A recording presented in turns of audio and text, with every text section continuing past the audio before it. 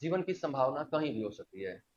आप जिस हिस्से को जानते हैं यूनिवर्स के, वो बहुत थोड़े से सागर की बूंद के बराबर भी नहीं जानते हैं।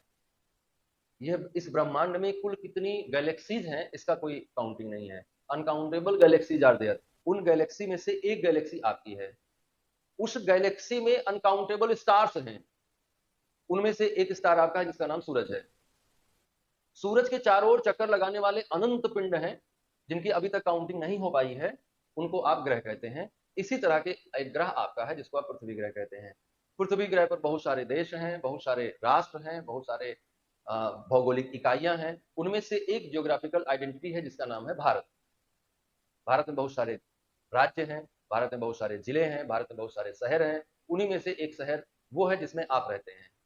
उस शहर में बहुत सारे मोहल्ले गलियां हैं, बहुत सारे घर हैं। उन्हीं में से एक घर आपका है जिसमें आप रहते हैं। और उसी घर के एक कमरे में बैठकर आप सोचते हैं कि आप दुनिया के सबसे बड़े तोपची हैं।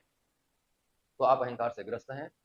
आप इस यूनिवर्स में सागर की एक बूंद के बराबर भी नहीं है। और उस कमरे में जो बैठकर आप ये सोच रहे हैं कि आप अपने हिसाब से सिस्टम को चला रहे हैं या चलाने का प्रयत्न कर रहे हैं, तो आप ये मान लीजिए कि आप नहीं चला रहे हैं। इतने बड़े यूनिवर्स में एक बिंदु कैसे पूरे यूनिवर्स को संचालित कर सकता है?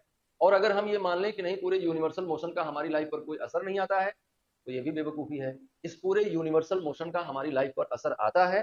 तो अगर हमारी लाइफ पे यूनिवर्सल मोशन का असर आता है और हमारे जीवन में होने वाले परिवर्तन उनसे जुड़े हुए हैं, तो यूनिवर्सल मोशन को करवा कौन रहा है? यूनिवर्स स्वयं करवा रहा है। यूनिवर्स के पास स्वयं का अपना फोर्स है। नदी बह रही है अपने बल से, गुरुत्वाकर्षण अपना है, आपने इसमें कुछ नहीं किया है।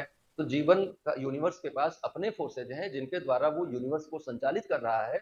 और यूनिवर्स के इन्हीं फोर्सेज के कारण से आपकी लाइफ भी संचालित हो रही है। तो आपके प्रयत्नों के लिए इसमें कोई स्थान बचता ही नहीं है। तो जीवन में आपके जो घटित हो रहा है, वो घटित होगा, वो होना तय है। आप उसको स्वीकार करिए और उसकी स्वीकृति के साथ आगे बढ़िए, यही आपके हक में है।